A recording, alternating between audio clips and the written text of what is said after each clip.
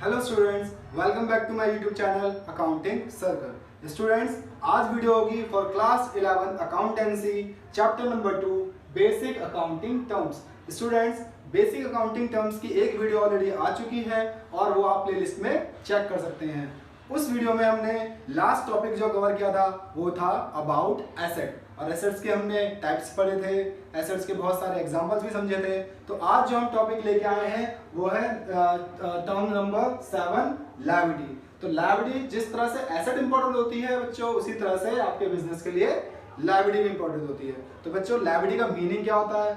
Liability मतलब responsibility to पे on business, यानी कि बिजनेस पर रेस्पॉन्सिबिलिटी है कि उसे कुछ पे करना है। फॉर एग्जाम्पल, आप राशन की दुकान से 1,000 रुपये का सामान लिया है और उससे बोला कि मैं आपको 2 महीने बाद पैसे दे दूंगा। तो आप उसे 2 महीने बाद पैसे देने कभी तो जाओगे ही ना, और वो शॉपकीपर आपसे पैसे लेगा ही। अभी आपने पैसे दिए नहीं, यानी कि आप पैसे फ्यूचर में वापस करेंगे। तो ये क्या था? ये आपके ऊपर बर्डन था, ये आपके ऊपर रेस्पॉन्सिबिलिटी है। तो इसे ही हम लायबिलिटी कहते हैं। इन द सेम वे, जब एक बिजनेसमैन गुड्स परचेज करता है, रॉ मटेरियल परचेज करता है उधार, तो वो पैसे उसे सप्लायर को वापस करने होंगे, तो वो उसके ऊपर बर्डन आ जाता है, उसके ऊपर रेस्पॉन्सिबिलिटी आ जाती है कि वो अमाउंट को पे करे। तो लायबिलिटी को सिंपली आप क्या कह सकते हो? रेस्पॉन्सिबिलिटी टू पे ऑन बिजनेस। अब लायबिलिटी को बच्चों कैटेगरी में डाला गया है, 2 सब डिवीजन हुए हैं इसके। सबसे पहला बच्चों है नॉन करंट लायबिलिटी और दूसरा है करंट लायबिलिटी। ये जो डिवीजन हुआ है बिल्कुल एसेट्स की तरह हुआ है, जैसे नॉन करंट एसेट्स और करंट एसेट्स थी। यहाँ पे भी नॉन करंट लायबिलिटी और करंट लायबिलिटी है, यानी कि जो लायबिलिटीज लॉन्ग टर्म बेसिस पे पे की जाएंगी, यानी कि बहुत टाइम बाद पे की जाएंगी, 1 साल 2 साल 3 साल बाद पे की जाएगी, वो तो होती है नॉन करंट लायबिलिटी। यानी कि लेकिन जो लायबिलिटी आपको विद इन 1 अकाउंटिंग यानी कि 1 साल के अंदर पे करनी होती है, उसे बोलते हैं हम करंट लायबिलिटी। तो उसकी डेफिनेशन देखो क्या होती है। Non current liability are those liabilities which are not current liability. देखो कितनी अच्छी डेफिनेशन है, यानी कि जो लायबिलिटी करंट लायबिलिटी हो तो करंट लायबिलिटी है, लेकिन जो लायबिलिटी करंट लायबिलिटी नहीं है वो क्या बन जाएगी? आपकी नॉन करंट लायबिलिटी बन जाएगी। तो इसकी यही डेफिनेशन है, बुक में भी यही डेफिनेशन अवेलेबल है। तो इसका एग्जांपल क्या होता है? इसका एग्जांपल होता है लोन फ्रॉम बैंक। अब आपने बैंक से लोन लिया है तो लोन आप कम से कम 5 साल 10 साल बाद रीपे कर पाएंगे, तो वो कौन सी लायबिलिटी में आ जाएगा बच्चों? नॉन करंट लायबिलिटी में आ जाएगा। फिर हम बात करें current liability. Current liability are those liabilities which are payable within 1 year, यानी कि जिन लायबिलिटीज को आपको अपने अकाउंटिंग ईयर यानी कि 1 साल के अंदर पे करना होता है, और वो लायबिलिटी कौन सी होती है? आपकी करंट लायबिलिटी होती है। इसमें एग्जांपल क्या होता है? इसका एग्जांपल होता है पेमेंट टू सप्लायर्स, यानी कि जिन सप्लायर से आपने सामान खरीदा है उन सप्लायर को आप इमीडिएट पेमेंट करने की कोशिश करोगे कि सामान बिका, पैसे आए और उन सप्लायर को पैसे वापस करें। अगर आप उनको टाइम टू टाइम पेमेंट नहीं दोगे, उनका पेमेंट रोकोगे, तो वो आपको सामान की डिलीवरी नहीं देंगे और आपका प्रोडक्शन रुक जाएगा। इसलिए आपको उन्हें पेमेंट जल्दी करनी पड़ेगी। उसके अलावा बच्चों कुछ आउटस्टैंडिंग एक्सपेंस भी होते हैं, अभी बताऊंगा आगे होते क्या है ये आउटस्टैंडिंग।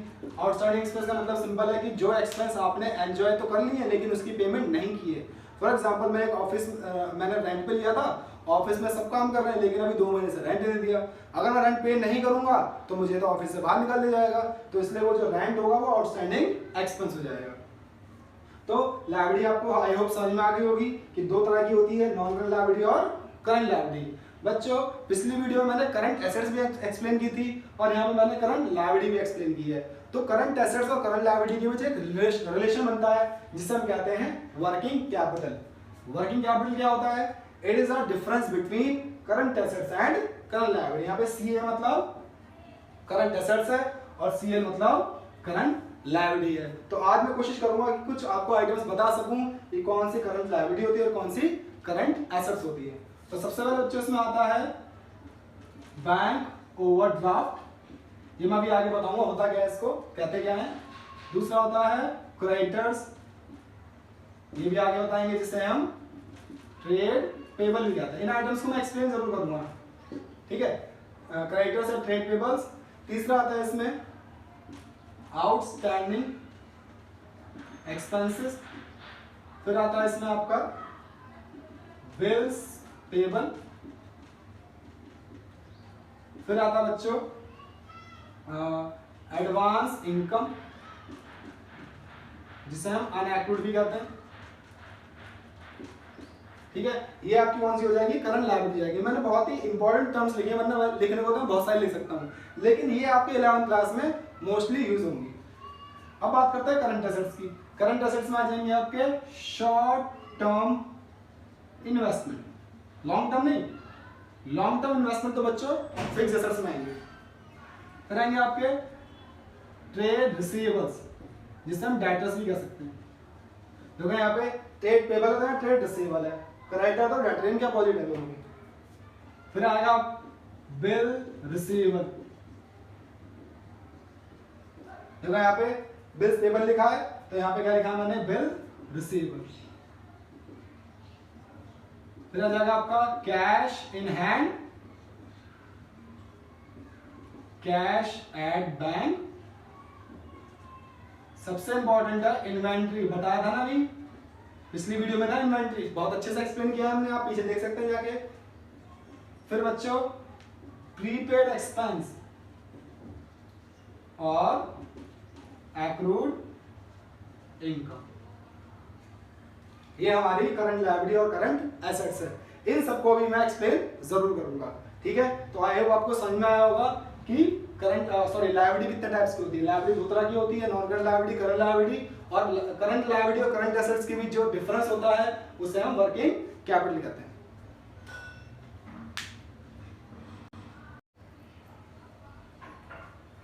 तो जिस तरह से हमने एसेट और लायबिलिटी समझ लिया बच्चों, उसी तरह से नेक्स्ट जो दो टर्म है रिसीट एंड पेमेंट, ये भी हमारे बिजनेस के लिए मोस्ट इंपोर्टेंट टर्म्स हैं। तो रिसीट का मतलब क्या होता है, any amount received on sale of goods services and assets. यानी कि अगर हम अपने गुड्स एंड सर्विसेज और एसेट्स बेच के जो भी पैसा रिसीव करते हैं उसे हम क्या कहते हैं, रिसीव्ड कहते हैं। ठीक है, आप इसको एक तरह से कह सकते हो कि आपको अमाउंट रिसीव हुआ है किसी ना किसी कॉज की वजह से। तो अब बात करते हैं पेमेंट की। पेमेंट इसका अपोजिट है any amount paid on account of purchase of goods services and asset. ठीक है, तो यानी कि अगर आप कोई चीज पे करते हो तो पेमेंट है, और उसमें गुड्स एंड सर्विसेज का या एसेट्स का इन्वॉल्वमेंट होगा, या अगर आप उसके अलावा अगर आप अमाउंट रिसीव करते हो तो क्या हो जाएगा, रिसीट हो जाएगा। इसके जो एग्जांपल अगर मैं बात करूं तो sale of goods for cash, अगर आपने अपना गुड्स बेचा है और आपको पैसे मिल गए तो रिसीट है। दूसरा एग्जांपल अगर मैं बोलूं इसका, तो दूसरा एग्जांपल हो सकता है कमीशन रिसीव। ठीक है, आपने कोई सर्विस दी होगी, आप कोई एजेंट बन के गए होंगे और आपको उसके बदले में कमीशन मिल गया, वो भी क्या आपकी एक रिसीट है। पेमेंट क्या होगा, इसका अपोजिट कर लो, सेल ऑफ के बदले बेटा परचेज हो जाएगा, purchase of goods for cash. आपने गुड्स परचेज किया तो आप पेमेंट करोगे, तो वो आपकी एक तरह की पेमेंट हो जाएगी। दूसरा example interest on loan paid, आपने इंटरेस्ट पे कर दिया तो ये भी क्या हो जाएगी, आपकी पेमेंट हो जाएगी। तो रिसीट और पेमेंट का मीनिंग आपको समझ आ गया होगा। अब इनका क्लासिफिकेशन है। रिसीट बच्चों दो कैटेगरी में डिवाइडेड है, कैपिटल रिसीट और revenue receipt. In the same way payment भी दो कैटेगरी में डिवाइडेड है, कैपिटल पेमेंट और रिवेन्यू पेमेंट। अगर बात करूं इन दोनों की, कैपिटल रिवेन्यू है क्या चीज, तो बच्चों ये ट्रांजैक्शन डिवाइड हमने किए हैं, ये डिपेंड करते हैं रेगुलरिटी ऑफ ट्रांजैक्शन पे। कि अगर बात करूं कैपिटल रिसीट की, तो ये ट्रांजैक्शन नॉन रेगुलर होते हैं और बिजनेस में बार बार रिपीट नहीं होते हैं। लेकिन जो रिवेन्यू रिसीट होती है बच्चों, ये आपके बिजनेस में रिपीट होती रहती हैं। तो इनका डिफाइन कैसे कर देंगे, receipt which does not occur in business regularly, यानी कि आपके बिजनेस में बार बार रिपीट नहीं होती है। तो ये क्या होती है? रिपीट होती होंगी, विच रिपीट्स या ऑकर्स इन बिजनेस रेगुलरली। ठीक है, सेम डेफिनेशन इनकी भी हो गई। ठीक है, यानी कि अगर रिसीट बार बार रिपीट हो रही है तो वो रिवेन्यू रिसीट है, यानी कि एक अकाउंटिंग ईयर के अंदर अगर आपका एक अकाउंटिंग ईयर के अंदर एक रिसीट बार बार ऑकर हो रही है तो कौन सी रिसीट होगी? रिवेन्यू रिसीट होगी। लेकिन वो अकाउंटिंग ईयर में या कम से कम 5 साल या 10 साल में एक बार रिपीट हो रही है तो वो कैपिटल रिसीट होगी। इन द सेम में पेमेंट, अगर वो पेमेंट आपके अकाउंटिंग ईयर में बार बार रिपीट नहीं हो रही है, यानी कि 1-2 साल या 5 साल में एक बार रिपीट हो रही है तो वो कैपिटल पेमेंट होगी। लेकिन अगर कोई पेमेंट आप बार बार कर रहे हो, यानी कि एक अकाउंटिंग ईयर में कई बार पे कर रहे हो, तो वो रिवेन्यू पेमेंट हो जाएगा। और रही बात इनके एग्जांपल्स की, अगर मैं एग्जांपल बताऊं कैपिटल रिसीट का, तो सेल ऑफ ओल्ड मशीन, आपने अपनी एक ओल्ड मशीन बेच दी तो पैसा आ गया आपके पास, तो क्या आप हर साल अपनी मशीन बेचोगे? नहीं। क्या आपकी मशीन डेली पुरानी होती रहेगी? नहीं। तो इसलिए ये कौन सी रिसीट हो जाएगी? कैपिटल रिसीट हो जाएगी। In the same way repayment collection of loan, यानी कि आपने कहीं से लोन लिया है या लोन टेकन कह सकते हैं उसको। ठीक है, आपने लोन लिया तो आप लोन क्या हर साल लेते रहोगे या हर 2 महीने में लोन लेते रहोगे? नहीं ना। तो ये लोन टेकन में कौन सी रिसीट हो जाएगी? कैपिटल रिसीट हो जाएगी। और पेमेंट कैपिटल रिवेन्यू रिसीट कौन सी होगी? Rent receive, interest receive, commission receive, sale of goods. आप बोलोगे कि सर सेल ऑफ मशीन भी तो था और सेल ऑफ गुड्स भी है, लेकिन बच्चों जो सेल ऑफ मशीन है वो हम अपने बिजनेस में एज ए फिक्स एसेट रखते हैं, लेकिन जो गुड्स होता है बच्चों वो करंट एसेट होता है, और करंट एसेट बार बार हमारे अकाउंटिंग में रिपीट होता है। इसलिए सेल ऑफ गुड्स हम बार बार करते हैं, हम गुड्स को बार बार सेल करते हैं अकाउंटिंग में, एक महीने में कई बार सेल करते हैं, इसलिए ये ट्रांजेक्शन रिपीट होते हैं तो हम इन्हें क्या कहते हैं? रिवेन्यू रिसीट कहते हैं। अब बात करते हैं कैपिटल पेमेंट की, तो इसके एग्जांपल क्या है कैपिटल पेमेंट की? परचेज ऑफ बिल्डिंग, तो आपके बिजनेस में जो बिल्डिंग है क्या आप हर साल खरीदते रहोगे या हर 2 महीने में खरीदोगे, हर 3 महीने में खरीदोगे? नहीं। एक बार बिल्डिंग परचेज करने के बाद आप उसको लॉन्गर पीरियड तक अपने बिजनेस में कंटिन्यू रखोगे। लोन रीपेड, आपने लोन लिया था, आपने लोन वापस कर दिया, तो क्या आप लोन बार बार वापस करोगे? नहीं। एक बार लोन लिया था उसको वापस कर दिया, होगी बात खत्म। ठीक है, तो ये कौन से ट्रांजैक्शन हो गए? कैपिटल पेमेंट के ट्रांजैक्शन हो गए। अब कैपिटल पेमेंट के बाद रिवेन्यू पेमेंट कौन कौन सी होंगी? रिवेन्यू पेमेंट में rent paid, salary to staff, ठीक है, interest paid on loan,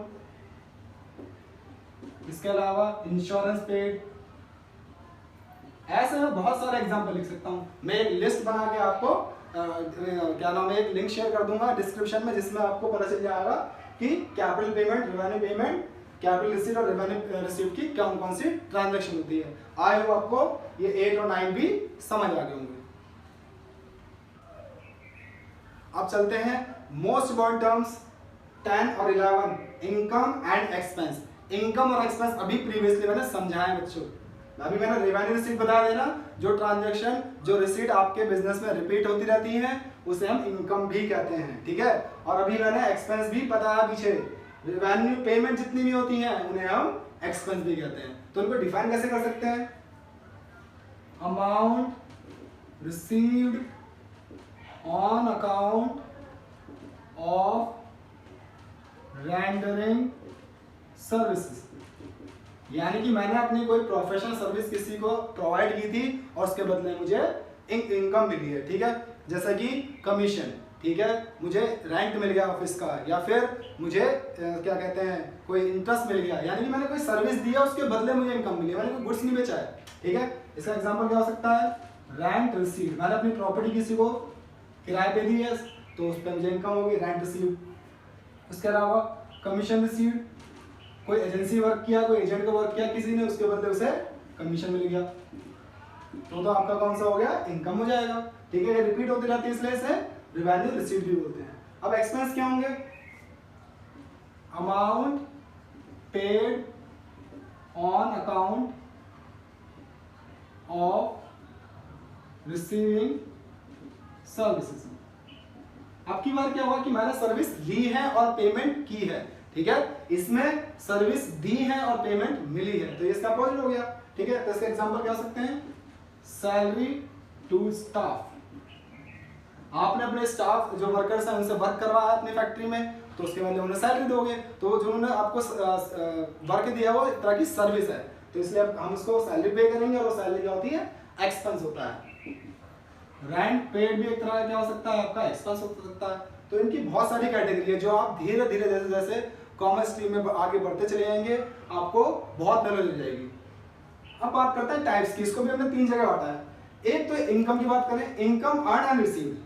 income मैंने कमाई, मैंने सर्विस दी, पैसे मुझे मिल भी गए, तो बच्चे ये तो नॉर्मल इनकम है, इसे हम सिंपल इनकम बोलेंगे, कोई इसके अलग से डेफिनेशन नहीं है, ये वाली इनकम ही है, ठीक है। लेकिन एक टर्म आ रही है इनकम अर्न नॉट रिसीव्ड, यानी कि मैंने सर्विस दी, मैंने अपना काम कंप्लीट कर दिया, लेकिन मुझे पैसे नहीं मिले, मुझे पैसे नहीं मिले, तो इसे हम बोलेंगे एक्रूड इनकम। और अभी पीछे मैंने इसे करंट एसेट्स में भी शो किया था, पीछे आप वीडियो में देखेंगे तो आपको दिखेगा ये मैंने करंट एसेट्स में भी शो किया था, क्योंकि मुझे पैसे अभी नहीं मिले, मुझे मिलेंगे। तीसरा लिखा गया था income received in advance. Income मिल गई है लेकिन एडवांस मिली है, मतलब मैंने भी सर्विस नहीं दी, अभी मैंने काम किया ही नहीं है, मुझे बस वो एडवांस पैसे देके चला गया, तो इसे हम बोलते हैं अनएक्रूड इनकम। ये बच्चों करंट लायबिलिटी होती है, पीछे वीडियो में फॉरवर्ड बैकवर्ड करके देखना, आपको पता चल जाएगा मैंने अनएक्रूड इनकम भी लिखा था करंट लायबिलिटी में। इन द सेम वे देखो मैंने एक्सपेंस को भी क्लासिफाई किया है, expense incurred and paid. Expense आपने किए, पे भी कर दिए, तो बच्चों नॉर्मल एक्सपेंस है, तो इसका कोई डेफिनेशन नहीं है, यही है जो मैंने यहाँ एक्सप्लेन किया, ये एक्सपेंस ही है। अभी नया क्या आया, expense due but not paid. आपने सर्विस ली, आपने अपने वर्कर से वर्क करवा लिया, लेकिन आपने अभी सैलरी दी नहीं है, तो ये क्या होता है, expense due but not paid. इसको हम किस नाम से बोलते हैं, आउटस्टैंडिंग एक्सपेंस। अभी इसे हमने करंट लायबिलिटी में भी लिखा था, चाहे तो आप पीछे चेक कर सकते हैं। फिर लिखा एक्सपेंस पेड इन एडवांस, आपने एक्सपेंस एडवांस पे कर दिए, तो इसे हम बोलते हैं प्रीपेड एक्सपेंस। यानी कि आपने कहीं रेंट पे मकान लिया है और आपने उसे 3 महीने का एडवांस रेंट दे दिया है, तो आप 3 महीने केयर फ्री वहां पे रह सकते हैं बिना और फर्दर पे किए हुए। तो प्रीपेड एक्सपेंस क्या होता है, अमाउंट पेड इन एडवांस। तो बच्चे जो मैंने आपको आज टर्म समझाएंगे, लायबिलिटी, रिसीव्ड, पेमेंट और ये इनकम एक्सपेंसेस, ये बहुत ही इंपॉर्टेंट है। अब तक मैंने आपको 11 टर्म समझा दिए हैं, आप इन्हें लर्न करना और आपके लिए फ्यूचर में बहुत काम आएंगी। आज की वीडियो में इतना ही, नेक्स्ट वीडियो में मैं इस चैप्टर को खत्म करने की कोशिश करूंगा। वीडियो ज़्यादा लंबा नहीं करना चाहता मैं, जिससे कि आपको बर्डन ना लगे कि आप ज़्यादा पढ़ रहे हैं, तो इसलिए इस वीडियो को लाइक करना ना भूले, शेयर करना ना भूले और मेरे यूट्यूब चैनल को सब्सक्राइब करना ना भूले। Thank you so much.